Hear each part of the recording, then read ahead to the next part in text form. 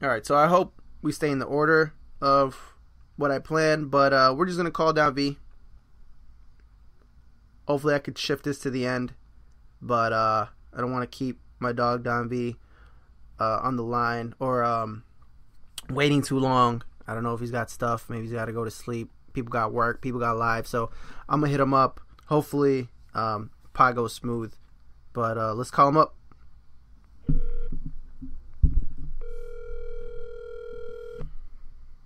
Hello? Yo, what up? Cooling, man. I apologize. I still don't have a voice. Hey, man. It was worth it, though. Absolutely. So, we're just going to start going out from the beginning. I want to hear your hot takes on the game. Virginia Tech versus West Virginia. Just the hottest takes that you can give us. Hot take? Will Greer's the best quarterback in the Big 12. Better than Mayfield. Mayfield and Mason Rudolph. That's why I said it. You said wow. hot take. At least to the eye test. He definitely lived up all that hype that he came from Florida. Yeah, I thought he looked really good at Florida, and I think Florida got hosed because I just don't know how much steroids really help you as a quarterback, except like keeping you healthy. But yeah, he looked really good, man. I don't know. I don't know which PEDs he was taking. Yeah. I mean, maybe it was Adderall. Maybe he was locked in on some. Yeah. I don't know what he was taking though, but I mean, shit, he was taking it. He probably was on that shit last night. Who knows? Probably. I mean, he was on the money, man. He at times made our secondary, which is an amazing secondary, look like Swiss cheese. And well, any secondary would look like that if he ain't got no pass rush. Yeah, that's true. And also the hot take number 2. Go ahead. Virginia Tech ain't going that far without no pass rush. Yeah. I think even the commentator said last night our depth is really thin, and once we get into the fourth and third quarters, you know, those guys get exhausted. Yeah, it's group of 5 level depth, and that's like kind of like a shame for a Power 5 team, a top 25 team that had depth like they got depth like they Duke or somebody. Yeah. Any more hot takes from the game? Deshaun McCleese is the best running back on the roster. Really? Yes. Even more than McMillan? Deshaun McCleese is the best running back on the roster. Wow. I mean, the pass rush was bad, and the offensive line, as far as run blocking, was equally bad. And the only player who could make plays was Deshaun McCleese. Now, maybe in a perfect world, Trevon McMillan is the best running back. But as far as right now, Deshaun McCleese is the only one who can make plays with the run blocking the way it is. Okay. I will say though that I was screaming at the television when we actually got the eventual winning touchdown that McMillan did score. I was screaming for McMillan, and I knew it was gonna. I felt like it was gonna be automatic if you just gave him the ball at the goal line. But yeah, McCleese was awesome yesterday, and his run was obviously unbelievable. And freaking that saved us. That run really did save us. That changed the game. Oh yeah. Any hot takes on West Virginia fans? Man, they terrible. They terrible. And the old people, like, for years, we always talked about, like, never playing West Virginia again. I used to be like, what kind of, like, pussy shit is y'all on? Like, they that bad? Mm-hmm. Like, I'm a little older than most people think. I'm 30 years old, so I'm aware of the rivalry and everything. And I remember watching the Marcus Vick game on TV when he ended up doing the middle finger to the fans and all that. Like, I remember all that. Mm-hmm. And I just, I wasn't at that game. I wasn't in West Virginia, but I just remember all the old people telling me, like, yo, you do not want to deal with West Virginia fans. Like, they are some of the worst fans on earth. And I'm like, I I just think, like me, I come from thinking that like people are trash. So like most football fans are just like trash people. But oh man, it's next level with West Virginia fans. Really? They are next level trash. Which was actually going to my next section of this interview was what was that experience like? What, like overall, obviously the West Virginia stuff, but all the Hokie stuff, being in the NFL stadium, the atmosphere of the game. You know, the TV never catches the true atmosphere of the game. It was, I mean, I can deal with trash fans though. Like they started throwing bottles and shit at you. Like one of them threw a bottle at me. Wow. I don't know if they threw it intentionally to hit me, but one almost hit me. Just like it was a pass interference call on Cam Phillips in the fourth quarter, and that's when they started throwing bottles and shit. Oh. So, I mean, like I said, I didn't get hit. One almost hit me, but I didn't get hit. And security dealt with the person. Then like another bottle flew. It just got dumb. Like I guess it set in that they were gonna lose. And the game wasn't even lost at that point. But I guess they felt like they was gonna lose. So yeah, it was that. It was a lot of tears and a lot of things got shouted. So yeah, it is what it is. Any positives to the experience though? To go on? Yeah, like just the atmosphere. Oh yeah, we got the best fan base in the country. No. I mean, for 3.5, 4 hours, we got to put everything to the side and just be family. Like for 3.5, 4.5 hours, I'm high-fiving and hugging with people who got nothing in common with me. Yeah. I mean, that's one of the best things about sports. It can bring everybody together. Now, I didn't stand for the national anthem. That kind of pissed some people off. But, damn. I mean, they'll get over it. But you know I what? mean, when the game, in between the lines, when the game was going, we could put all that to the side. Yeah. And we could all be family. You know what? I thought about doing it the last time at the ACC championship game last year. You know what? I didn't have the courage. You know what? I'll admit it. I'm not mad enough to do it. I didn't have the courage. I respect you for it though, for sure. But yeah, out of everything that's going on with the country, like if I would have got hit with something or something, I mean, people say shit, but I mean, like I said, they ain't said it in my face. But if somebody would have hit me with something, like we just would have been in there swinging. So that's just what it is. Yeah. I'm ready to stand on my principles and live on whatever. For sure, respectful, man. What I wanted to say. One more question about the experience part. Like I said, TV doesn't really capture exactly how the stadium atmosphere is. Who do you think, in my experience at least, it hasn't been great for the Hokies? It's been good, but not as much as I expected. Who was louder, do you believe? Was it the West Virginia fans or the Hokies? Well, we had more people. Yeah. But I'd say it was like 55, 45 Virginia Tech fans. And the stadium, it was our home game. So it was a Virginia Tech announcer, Virginia Tech video board. They played In the Sandman like 3 times. So it was geared for Virginia Tech fans to be louder. Oh, okay. But no, West Virginia fans was they definitely was loud. They definitely was in the building. Damn.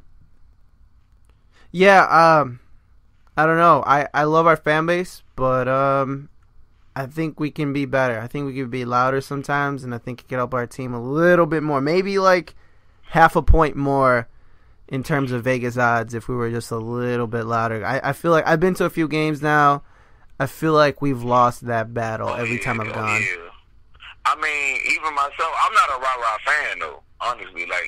Oh, I just go crazy, so I don't really care. Yeah. I go crazy. I mean, I cheer and but I'm not like a person that cheers loud all day. Okay. I don't have the energy. So, what do you hate about West Virginia? Why do you hate them? I don't like because me yesterday was the first time. West Virginia University. I don't know. They just got all this. Yeah. I think they just believe that they're bigger than what they really are. Like they have all the like everything about West Virginia is a little brother, and that shit is annoying. They're just annoying. Like they're not like you don't hate West Virginia like the same way you like the reason I hate Miami is because I guess in that case I'm little brother. Like damn, I want what they got. But West Virginia don't got nothing either. So it's like, why all this cap? Why all this talking? Yeah. Like, I don't understand it. I definitely got that feeling from not just yesterday, but all summer. I kept seeing a bunch of, like, West Virginia, like, Dana Holgorsen was this great coach, and he's a good coach. But, like, there was, like, a whole, like, little, what is it, like a meme that he's some mastermind. And, like, I think he's good. I don't know if he's a mastermind, though. And then he went up against his pops and the coaching dude, and his pops showed him how it's done. Wait, what? What's going on? His veteran quarterback got outplayed by a freshman. Yeah, for sure. Oh, you know what? I didn't write this down. What you think about overall Josh Jackson? Quick take. Josh Jackson is solid, very solid quarterback. Okay. Very solid. He did better. He even did better than I expected.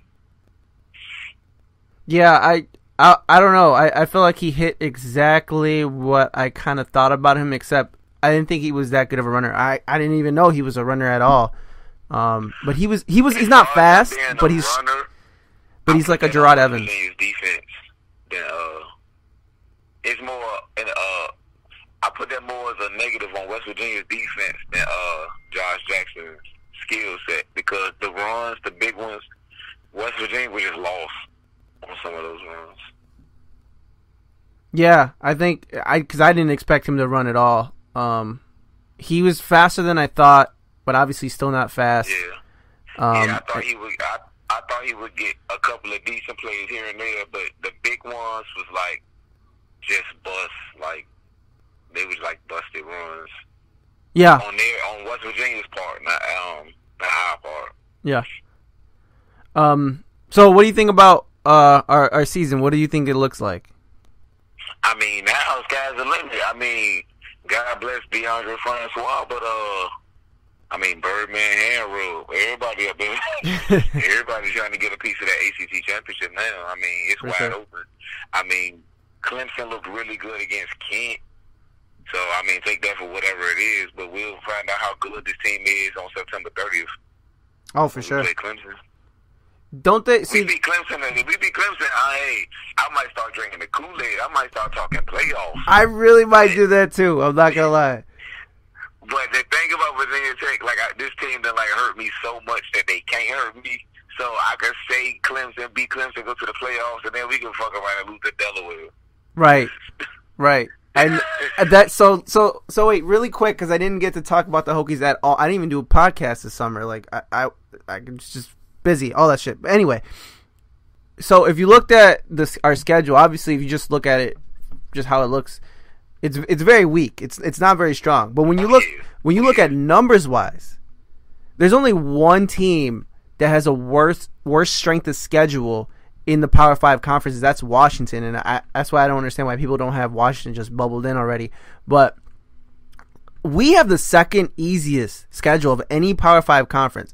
And a lot of people were writing us off against West Virginia. Like a lot of experts, like, yeah, and the Hokies will be like 8-4 or 9-3, which was crazy because now that we got past West Virginia and we showed we were better. Like maybe we weren't amazing, like 100 times better, but we were better than West Virginia.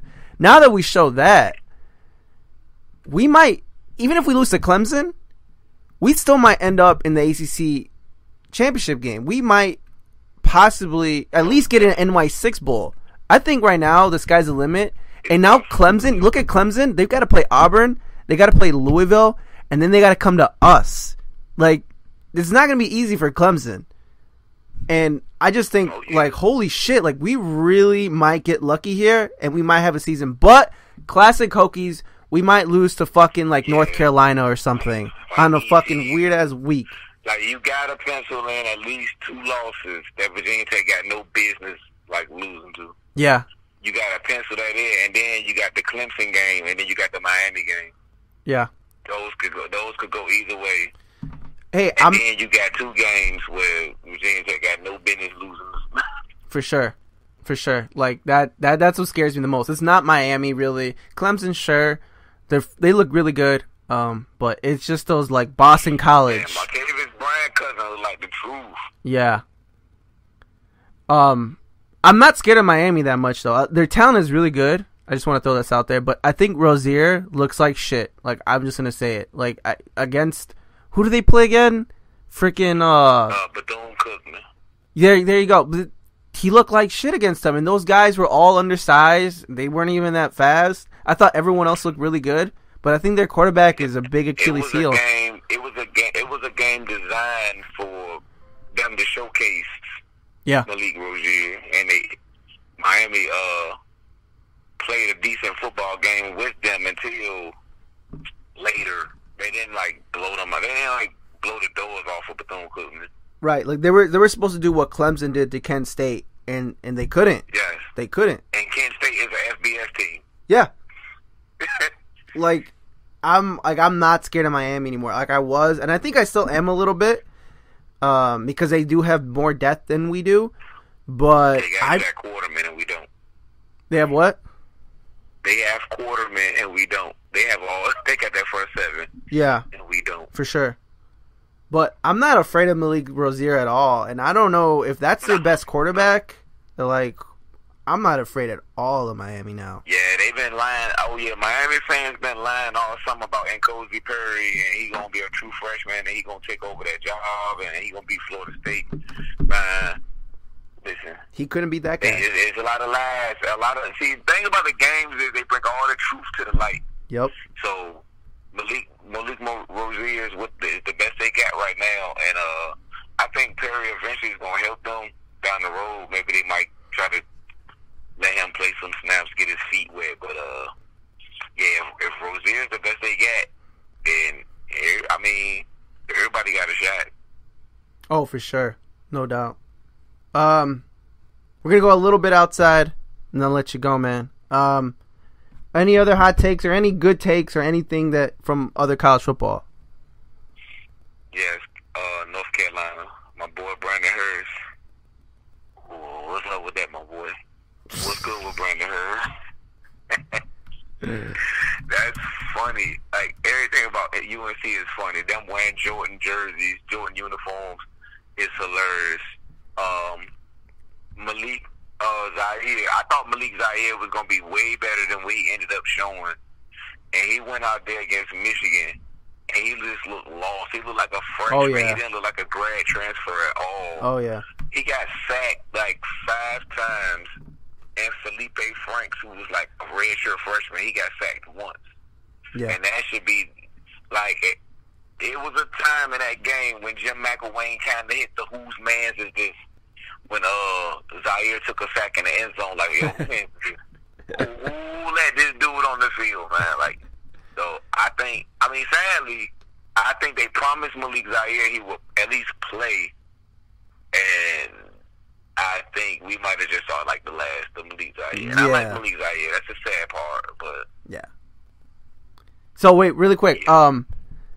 I was afraid of UNC. Not afraid at all anymore. I think they're shit too.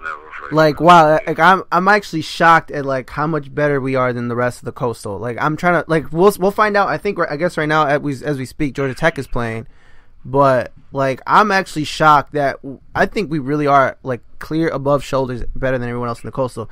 Other thing was Youngstown State almost beat Pitt. Yeah, like why was that a game?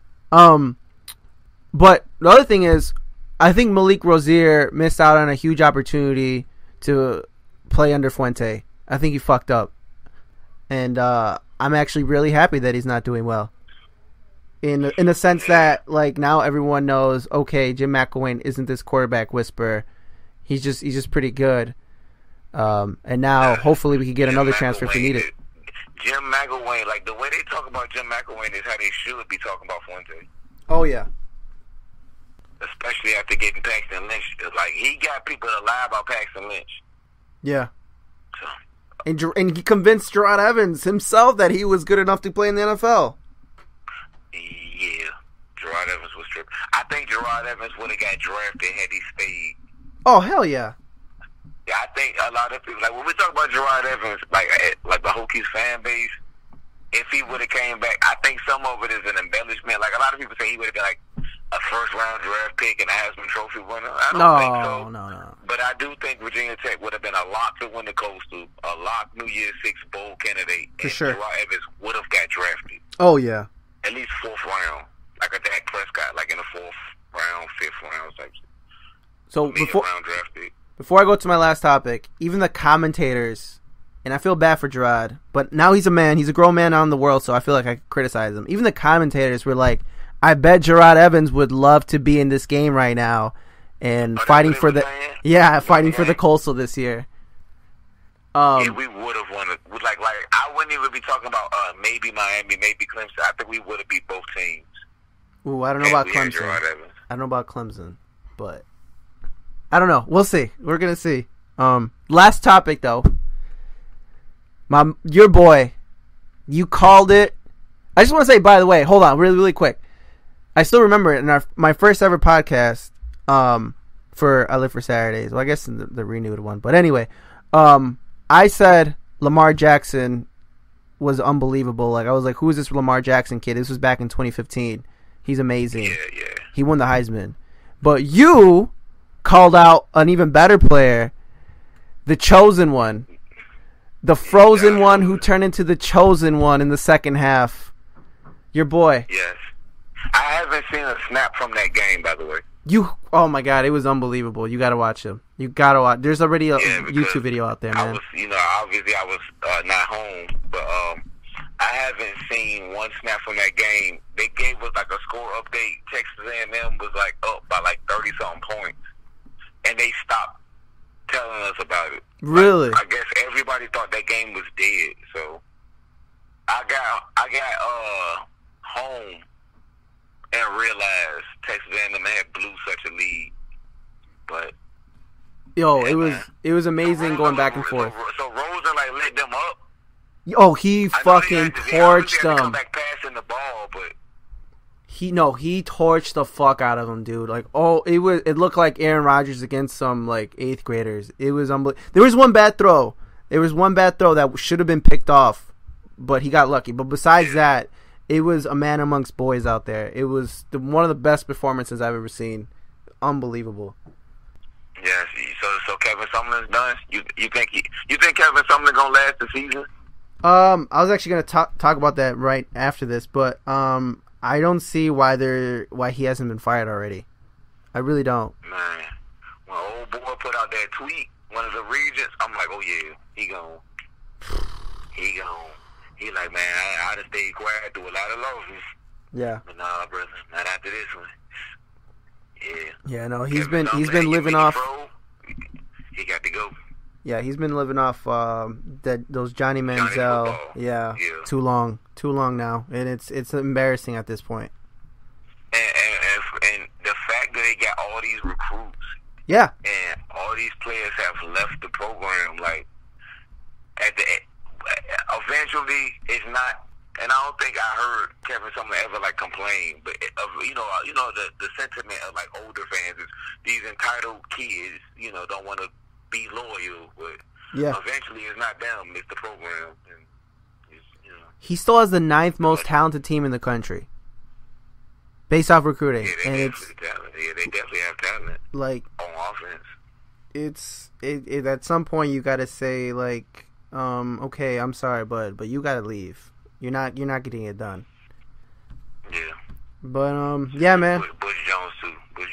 By the way, Tennessee looks lost right now. Oh, I'm not right now as we speak.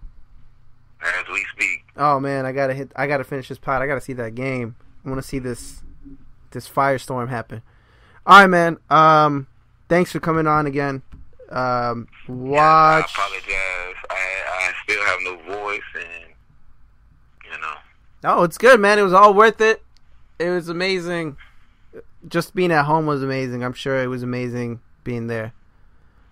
Yeah, the tears were so delicious. All right, dude. Watch DonV Fridays. DonV310, I think is his YouTube page. Follow Matt. Yes, and to the people, speaking of DonV Fridays, if I can get this off real quick, DonV Fridays will be coming back. What ended up happening is I broke my Samsung Note 5. I broke it. And all of my stuff was on that note.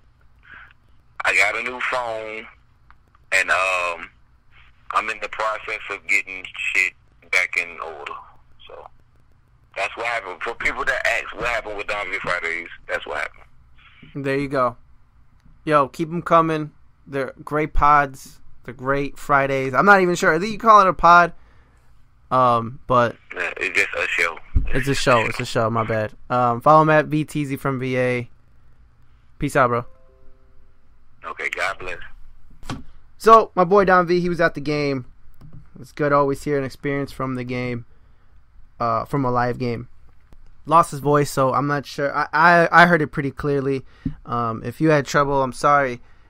He did his best. He fought through it. It was like the Michael Jordan flu game, except this was the DonV raspy voice pod. So,